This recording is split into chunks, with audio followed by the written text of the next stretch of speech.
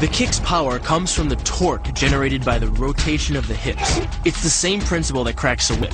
Turning the hips just a few degrees forces the foot to travel a much greater distance and creates a lot of speed as it does.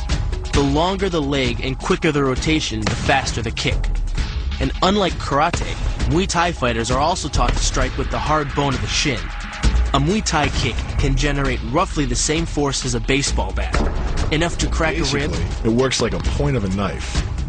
All the force is magnified by being concentrated in a small, hard area. Even if the elbow doesn't deliver a knockout, it will almost always leave a nasty cut, and often getting in close neutralizes the opponent's weapon advantage. Then, in the clinch, we bring the power of the knee to bear. Unlike the kick, which relies on rotation to create power, the knee gets its power from leverage. Pulling our opponent down as we drive the knee up can deliver up to 2.5 tons of force, enough to lift a car. It's not the arms, but the legs that drive this. Like a piston, the explosive power of the legs is capable of generating hundreds of pounds of force, all to a very vulnerable area, the soft underside of the opponent's jaw.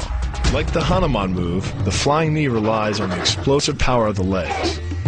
But rather than spread the power of our blow over two fists, it concentrates it into the spear point of the knee and combines it with the force of gravity. It's the equivalent of hitting our opponent in the chest with a sledgehammer. It works on a concept called the couple. Basically, it's two levers linked at a single fulcrum, the elbow lock. And it doubles the foot-pounds of torque you can generate when compared to a single-arm lock.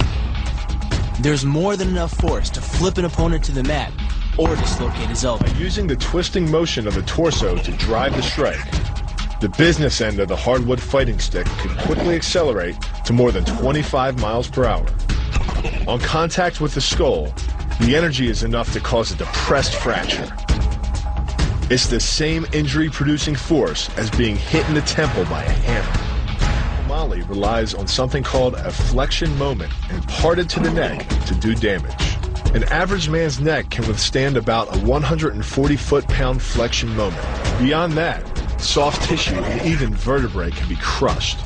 By bringing your weight down fast, this move could easily deliver twice that amount of force. And it wouldn't just end a fight. It could leave your opponent paralyzed or dead. Close, the opponent's neck is exposed. But because of the close range, the hand doesn't generate a huge amount of force. It's enough to stun, but probably not enough to cause severe injury. But replace the hand with a weapon, a stick or a knife, as you would in combat, and this could become a kill shot. The kick's power comes from the snap of the knee.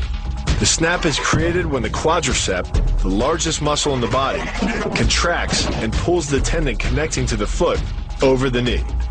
Using the knee as a pulley, the strength of the quad is enough to accelerate your foot to speeds close to 30 miles per hour. Because the area of impact is focused on a small part of the foot, it magnifies the force of the blow, making it capable of dropping 1,000 pounds of force on your head. It's like getting whacked in the head with a Louisville slugger. It works by taking the opponent's blow at an angle, which deflects the energy of the blow away from the vulnerable torso. The harder you block, the further his blow will be deflected, and the more open he'll be to a counter strike. Rotating your fist 180 degrees right before it strikes the intended target. The twisting snap of the arm maximizes the speed of the punch and magnifies the force of the blow by concentrating the impact on the first two knuckles of your hand. Done correctly, it can deliver as much energy as a bowling ball dropped from the top of a house, more than enough to cause soft tissue damage or break a rib. Because it swings through such a wide arc, the wrist is moving at speeds of up to 43 miles per hour.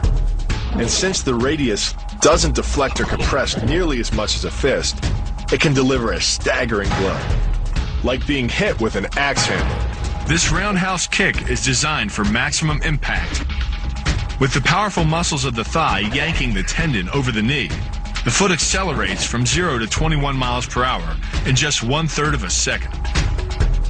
Combine that with the reinforced shoe, and this kick can drive the nose bone back up into the brain. It's aimed at the largest gland in the human body, the liver. A direct hit won't just bring an opponent down. It can rupture the gland, causing severe internal bleeding. But the liver is well protected by the rib cage, so the kick must be accurate to within half an inch. In this move, the forward propulsion of the hips, combined with the piston motion of the lower leg, can send well over 700 pounds of force directly through the rigid bone of the heel. This impact won't just knock an opponent down.